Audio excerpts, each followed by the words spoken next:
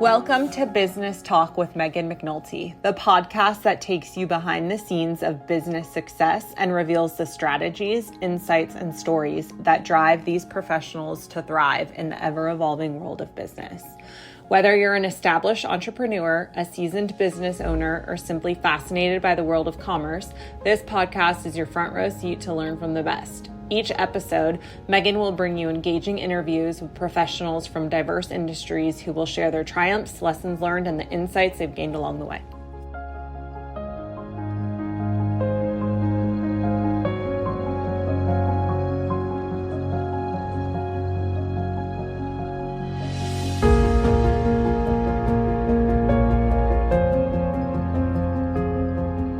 Nick, thanks for being here today. How are you doing? Thank you for having me. Doing great. How about you? I'm wonderful. So I was curious to talk to you today because you are an expert on mortgages, and a lot of people that I know that are business owners have questions about how they get a mortgage, what's going on in the California market and across the country. And I thought it would be really fun and informational to ask you kind of about preparing to get a mortgage and stuff like that. So if you don't mind, I'm gonna start with some questions. And I guess my first one is, what types of mortgage loans do you offer? Well, at my company, Trust Home Financial, we offer any type of residential mortgage loan. So a lot of mortgage lenders will specialize in a certain type of loan or a certain type of customer. And that's really where I spent the last 15 years working in that environment. But at my company, I mean, if there's an available residential mortgage, then we offer it. So the main ones that would include are your conventional loans, your VA loans, FHA, USDA, and then there's a whole suite of alternative mortgages I'm sure we'll talk a lot about today called non-QM. And those loan programs cover primary residences, investment properties, first mortgages, second mortgages. So really, if the mortgage exists, we can offer it. Amazing. The other thing I'll mention that's probably relevant to this is with residential mortgages, you can actually take a loan out as a consumer purpose or as a business purpose loan, meaning even though it's a residential mortgage to buy a property, you can close that either in your name as an individual or in your business's name if you do real estate investing, for example. So we do those as well. Amazing. What are the current interest rates for various loan options? There's a really wide range. I mean, I'm doing a loan right now for a first-time home buyer that's at 5.75% on an FHA loan. But then rates can go all the way up to 10, 11, 12%. And, there's rates available within that entire range. It really just depends on a number of factors. I mean, the main things that determine what the interest rate on a given mortgage will be is the purpose of it. Is it a purchase or a refinance? What's the occupancy of the home? Is it a primary residence or investment property? Is it a fully documented loan income-wise, or is it an alternative or no document type loan? All those things can affect the rate. Typically, your primary residence home you're going to live in, conventional or FHA or VA, will have your lower rates. Realistically, right now are between the 6 and 7% range. And then as you get into investment properties and second mortgages, you start to see the rates closer to 8, 9, 10%. And the reason for that is just because they're looked at as being a little bit riskier. Typically, if someone's going to run into a financial hardship or have an issue paying their bills, a primary residence typically gets paid, whereas a second mortgage or investment property has a little bit of a higher default rate. So that's why the rates are a little higher there. But if you're looking to buy a primary home, you can pretty easily get a rate in the 6% range today. Okay. What's like the minimum down payment required for each loan type? So for a primary residence on a conventional loan, it's 3%. But when you put 20% down on a conventional loan is really when the terms get more favorable. On an FHA loan, the minimum is 3.5%. And that's typically where you see the first-time home buyers land in. On a VA loan for active duty and veteran individuals, there's 0% down payment options, one of the benefits of a VA loan. And then non-QM kind of alternative documents, you're going to be anywhere between 10 to 20% as a down payment. That's for primary residences.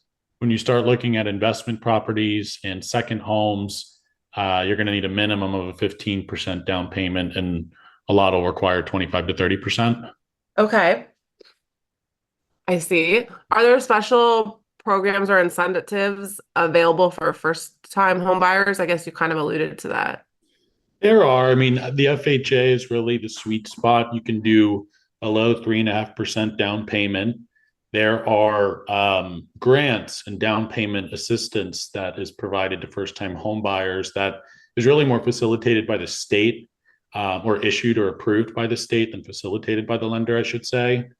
So those types of grants or down payment assistance isn't something that a lender can directly offer, but we can facilitate it if the homeowner is, approved by the state for that grant. I mean, the other main benefits for first-time home buyers is the mortgage insurance rates can be reduced, and guidelines can just be more flexible and understanding as someone buying their first home. Mm, okay. What are like the closing costs associated with obtaining a mortgage? So you've got really three main buckets. The first is called your origination charges, and that's what the lender is going to charge you in terms of their own fees to operate their company. Also included there is what's called discount points, which, a discount point is a homeowner can choose to pay for discount points to buy their rate down to a level below par. And so those would be included in origination charges too. Other than that, your next main bucket is your third party fees. And that's going to be, the title work for the home, the title policy, government recording fees and taxes, setting up your escrow account for the property tax and homeowners insurance, all those things that are required to close a loan, but not charged directly by the lender. Your appraisal, credit report, things like that are included there. And really, I kind of bunched those last two buckets into one: your origination charges, your third party fees, and then the setup of your escrow. I mean, your third party fees and your escrow is really going to be the same or very consistent regardless of the lender you go to, because the lender doesn't set those. There can be minor differences. Really, the origination charges, that's where you can see big differences among lenders in terms of, what they're going to charge you. When a homeowner goes to shop a loan, that's really what they're shopping, is that origination charges piece. I see. Can you kind of give us a time frame on how long it takes for a mortgage approval? So for a home purchase, there's actually three stages of approval. There's a pre-approval, which is done like before you even start shopping. And I can issue one of those in 10 or 20 minutes. Once the customer's found a home and they're under contract, the next approval is called a conditional approval. And that usually takes just a day or two from when the customer comes under contract. Then, the loan needs to be processed. That's when we're waiting for the appraisal to come back and the title to clear and all of that. That usually takes about 2 to 3 weeks. And then you go in for final approval. So, from the time your offer is accepted on a home to when you're at final approval, ready to close, on average is about 20 days or so. Okay. Can you explain the difference between a fixed rate and an adjustable rate mortgage? Yeah, I mean, the main thing is a fixed rate mortgage is, your rate's going to be locked in for the entire life of the loan. So your principal and interest payment will never change. Whereas an adjustable rate mortgage will track one of, several common indexes, and the interest rate will follow that. And so if market rates move up, then your interest rate will move up and your payment will go up too. But if market rates go down, then your rate would go down as well. And there's pros and cons to each. Fixed rates have always been more popular because they provide you stability. But over the last 2 years, since rates have been so high, you've seen a lot more people take out adjustable rate mortgages with the expectation that their rates are going to go down whenever rates do fall. And the benefit there is your rate goes down without needing to refinance and incur any fees. So those are really the two big main differences between the two. Okay. What factors like influence my eligibility for a mortgage? Well, I mean, the main things are, income, credit, assets in terms Okay. of like a fully documented traditional loan. Um, and guidelines on that are pretty similar across your conventional FHA, VA. They can be very different amongst individual lenders, but the base guidelines are pretty similar. When you get into non-QM loans, more of an alternative or no document type mortgage, there you're not relying on income, credit, and assets as much. And so that's kind of a little bit of a different bucket. But for a traditional loan, we're looking at 2 years of your income history, a couple of months worth of your asset history, and then your credit history. Okay. Like what, well, I don't know what mortgage insurance is actually. What is mortgage insurance? Now, it's a common question. So most people are aware of homeowners insurance, which protects the homeowner against, damage or theft to the home. If there's a fire or something like that, that's how homeowners insurance protects you. Mortgage insurance protects the mortgage company in the event the homeowner stops making their mortgage payments. Okay. And that ultimately results in a short sale or foreclosure. So not every loan requires mortgage insurance. Only the ones that are deemed a little bit riskier require it. And the Okay. main thing that requires it is how much equity is in the home. So, for example, I mentioned earlier, down payments when you buy a home can be as little as 3.5%. But to not have mortgage insurance on your mortgage, you usually need to have about 20% down payment. And Okay. so that's the trade-off is while you are in that range of 3.5 to 20% down payment, you're going to have monthly mortgage insurance because if you default on the loan, your mortgage balance is so high, the lender really takes a big hit on that. But once there's a little bit of equity built in the home, that mortgage insurance can be removed and save the customer a little bit more money. Can you explain the difference between FHA, VA, and conventional loans? Yeah, the main differences are so conventional would be your kind of clean cookie cutter, well qualified customer. I mean, it's going to have the lowest rates. If you have 20% down, it won't carry any mortgage insurance. Fees will be very limited. So that's really your kind of A plus type mortgage for the best terms. FHA was really created a while back for first time home buyers. So the down payments aren't as tough. The guidelines are a bit more flexible. FHA is really designed for people who don't have the same down payment money. Maybe their credit's a little bit damaged. Maybe their job history is a little scattered. It's just more flexible. Again, the trade off for that is you've got mortgage insurance included. Okay. And then VA is just for military veterans and surviving spouses of military veterans. That's the only way you can get one. It's the most flexible of conventional or FHA in terms of guidelines. And some of the other benefits of a VA loan is there is no monthly mortgage insurance, even if you don't have 20% down. The guidelines are incredibly flexible and there's 0% down payment options. Nice. Okay. How does a credit score affect qualifying for a mortgage? Well, it can definitely affect it. It's one of several factors that drives it. I would say the amount of equity in the home is pretty equivalent in terms of how it affects the rate as the credit score is. But I mean, look, a higher credit score means a stronger history of paying your bills on time. And so when you've got a higher credit score, and the most important thing about a mortgage is getting it paid on time, the terms can be a bit more favorable. I do think there's some misconception about how drastically the terms can differ if you've got 780 credit versus 580. There is going to be a difference, but I don't think it's as drastic as most people think, just based off my conversations with people. Okay. Are there current government programs or incentives available for home buyers that we should know about? We kind of covered the main ones earlier with the first time home buyer, Okay. grants and down payment assistance.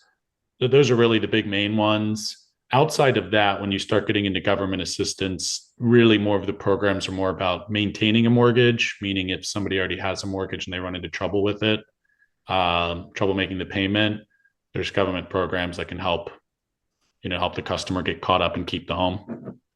Okay. What sets your company apart from others in terms of customer service and support? Well, right now the company's, about 6 months old. And so I'm really doing everything.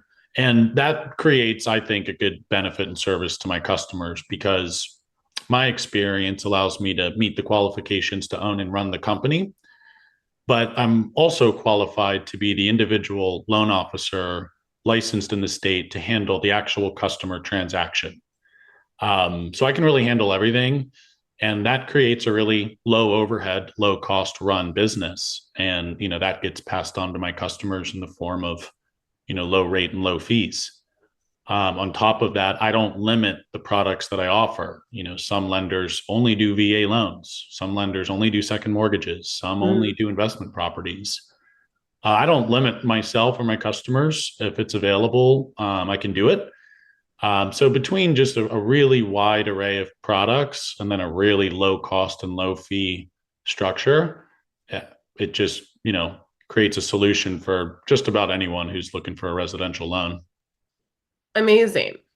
Okay, so one thing I know people are curious about is there's a lot of self-employed individuals or business owners, and a lot of times, if they're not paying, full in cash for a property, they'd like to get a mortgage. And is it hard for them to qualify? Can you provide mortgage options for them that aren't necessarily, they're not necessarily a W-2 employee. They don't have, W-2s to show a track record of working at the same company for a while. They normally, they're 1099 or they own their own businesses, and maybe it looks like, I don't know. You tell me. So how do you Yeah. help business owners? Yeah. A lot's changed in that over the last few years. So, what you're referring to, if you go back a few years, is, the kind of quintessential business owner trying to apply for a conventional mortgage. Because for a long time, really conventional was the only way to go for like an investment property, real estate type business owner. And it's common for a lot of business owners to, write off a fair number of expenses to limit their income on their returns to reduce their tax burden. And that's all fine. But when it comes to qualifying for a full doc conventional mortgage, it's really your net income filed on your returns that's your qualifying income. And oftentimes that can be, a lower number based off how the returns are filed. So, one of the things that I've done over the years is help business owners with how to file their returns. And I've got to be careful with that because I'm not a accountant and people need to file their returns accurately. But what I found is that if a business owner is educated themselves on how qualifying income works on tax returns for a business owner, then they're able to file their returns in a way that allows them to qualify for a conventional mortgage with much more competitive terms. And so, that's a big part of it is business owners just filing their returns in a way that's good for their business, but not necessarily good for qualifying for a mortgage. So a lot of times we'll have a consultation, kind of walk through what we would need to do to qualify for a conventional, and that might take another year, right, until they file their next year's returns before that becomes available to them. And that's Okay. fine. That's part of what I do for people. Um, but there's the non-QM section of loans. And there is it's really a suite of residential loans designed for the business owner that uses common sense underwriting. So, what I mean by that is, let's say, somebody that's got millions of dollars in the bank, but no income on their tax returns for one reason or another. Let me give you a real example. This is a customer of mine, good friend of mine. Has lots of money in the bank, family business, just recently shut the family business down, and he wants to spend all of his time investing in real estate, but he didn't think he qualifies for a regular mortgage because he doesn't have any money on his returns, but he's Okay. got millions in the bank. Well, there's a new loan program called asset depletion, where if somebody's got enough money in the bank to cover that mortgage payment for 3 to 5 years, plus it's an investment property, so it's rented out. I mean, the tenants are covering most of the mortgage anyway. That's a common sense underwrite. That customer is going to be able to pay that mortgage. We're going to be able to approve that. That didn't exist all that long ago. Another common one's called a DSCR loan. So for business owners who have no income to show, this is called a no income document loan. I mean, you could have not filed your tax returns for the last 4 years and still qualify for this mortgage, because what it uses in lieu of your business income is it uses the rental income the property is going to generate. And as long Okay. as the new mortgage payment is at or below that amount, then common sense would tell you, okay, well, this mortgage payment's going to get made. So there's the business owner trying to go down the conventional route, and everyone I think should strive to get that because it's got the best terms. But if that's not an option or that's a while away, there's this whole other suite of loans designed for the business owner that are alternative doc, limited doc, or no doc. There's ones that all you need to do is provide your 1099s and not your tax returns, and we'll just use the 1099 income to qualify you. So that was a long answer, but it's really opened up, and there's just really a lot of options out there now. I think some people aren't aware of that. A lot of people aren't aware of it. Part of the reason why I started this. Right. What kind of documents will I need to provide regarding my business finances if I'm going to apply for a mortgage? And also, what if I have a business partner? So if it's a no doc loan, none. As long as Okay. long as your credit history looks good, we assume you know how to pay your bills, and we're off. If it's a full doc conventional type loan, if you're taking the mortgage out just in your name, but you're using your business income to qualify, you would need to provide either 1 or 2 years of both your personal and business tax returns. But if you are taking a mortgage out in your business's name, so the title is going to be held in your LLC or corporation instead of your name, then we don't need your personal returns. We only need the business's returns. Okay. Interesting. Yeah. So let's just like recap. So if you're because I deal with a lot of entrepreneurs and small business owners, if so there are specific loan programs and options for them. Can you explain like do you have any stories where like their business debt or their assets impacted their mortgage application if they're Well, I've got a lot of customers using the asset depletion loan right now. So it's okay. classic business owner who's done really well for themselves, lots of money in the bank, but just not reflected on their tax returns. So let's say that I want to buy a house, the mortgage payments on it's going to be 2,000 a month, and I can get 1,800 a month in rent for that. So I have to come up with $200 a month. That's $2,400 a year. To Okay. qualify for this loan, you have to show that you have enough money in the bank to keep that mortgage payment covered for 5 years. So that's what, $13,000. So that's a real example of somebody who was denied. I mean, a well-off person denied because the loan officer just wasn't aware this program existed. I see. Yep. Okay. Out of curiosity, how do you assess the stability and profitability of my business when considering a mortgage? You mean of my customers? Yes. Well, it really depends on the type of mortgage we're doing. If we're going to do a full doc loan, you're assessing that based off the prior year's return history.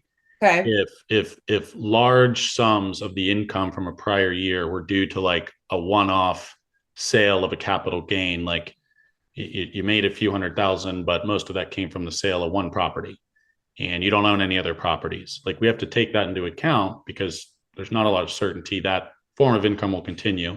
So you're really looking at the prior year or two and saying, okay, do we think that's going to continue and be stable? Yes. Okay. We move right along. Oftentimes, year-to-date P&L would be needed to confirm that, the income shown the prior years is continuing this year. Okay. Um, you know, and that P&L can usually be prepared internally by the customer. So I see. Okay. What if my business income fluctuates and I want to get a mortgage application? Would it come down to just how much money I have in the bank? I would say that comes down to that comes down to underwriting taking a common sense approach. There's not like a checkbox. It's really more about what's the story, what business are they in, why did the income fluctuate, does that story make sense? Okay, where's the business going, and how do we predict the income will look a year from now? So it really depends on the individual situation. Like I'll give you an example for a salaried customer, Okay. like a teacher, for example, gets income usually, 8 or 9 months a year. And then there's a few months off during the summertime, and then income picks back up. And so that's called seasonality. And business Okay. owners have that a lot as well. If somebody owns a Christmas decoration business and all their money comes in November and December, and then there's no income showing for 9 or 10 months a year, we get that. We understand that business. So it's really just case by case, but having ups and downs in your income is not by any means like a disqualifier. It's just a matter of what's the reason behind it. Okay. Um, so basically what I'm taking away is that you really need to, if you're a business owner, at least start the process at least a year ahead of time before you file your tax returns, in order to figure out how you're going to purchase a home. And in that way that you can come up with a good plan, right? So if you're not like a W-2 employee, it's really important to get ahead of this. Don't try to do it as soon as you are ready to buy. You really have to think far, ahead of time. Would you agree or Yeah, exactly. I would, uh find a trusted broker you like to work with and really sit down and go through, okay, what would it take to qualify for a conventional? What would I need? And if that means that's a longer term, 1 to 2 year plan, great. At least it's set in motion, but also really get a good understanding of what is available to you today. Because that's the biggest thing I've noticed. And if I have one message here, it's, business owners are usually smart, well educated, well rounded people. And that's why it's, I think, pressing for them to know that there are a lot more options out there than the average business owner realizes. what okay, so if I guess so let's just say I'm ready to buy a house, I'm a business owner and I come to you, what would optimize my ability to get a mortgage? Is there anything like certain implications or considerations I should take? What makes me look the best? Well, I think it's really a matter of first, sitting down with someone experienced and really just assessing the whole picture. What is available to that person today? And does that meet their needs versus what might be available in a year or two if they take certain steps to improve their income on paper or improve their credit history? So to me, that's the first step is finding someone experienced you can trust, and really sitting down and getting the full picture because it's different with every person. I mean, the short answer to your question would be generally the more equity in the property, the better the terms are going to be, no matter what type of loan you get. So, Okay, someone's got down payment money ready. That's usually the biggest thing. But there's so much more that goes into it than just that. I can tell. How do you like being a business owner? Oh, it's been a trip. It's been fun. Um, I've really enjoyed it. The fulfillment I get out of helping my customers doing it this way rather than working for big lenders is like just an entirely different level of fulfillment. Um, Right, and I know that what I'm offering to my customers is, me putting my best foot forward every time. So I sleep very good at night with that. right. Um, it's been a wild ride, but I'm really enjoying it. I'm happy with where we are so far. No, I think it's wonderful. I mean, you're almost, I don't want to mismarket it, your firm, but you're almost like a concierge, you know, company that can help people get mortgages and help them implement a plan on what they're doing, whether it's for residential or for, investment properties. And given it's California, I know a lot of people are interested in investment properties and, how to go about doing that. And I guess I just thought of another question too, like with the investment properties, that's a whole other beast as well, correct? Like what do we need if we already own a home and we want to, plan on doing the investment properties? What do we do? Is there anything special we need to know about that? Mainly what we've been covering is that a lot of folks out there think they may not qualify, or they may not qualify for a while. But the reality is, could be very different with a lot of these business owner and non QM loans that have become available. So the items I covered earlier with, the no income doc and relying on assets and things like that all apply to the investment properties as well. Okay.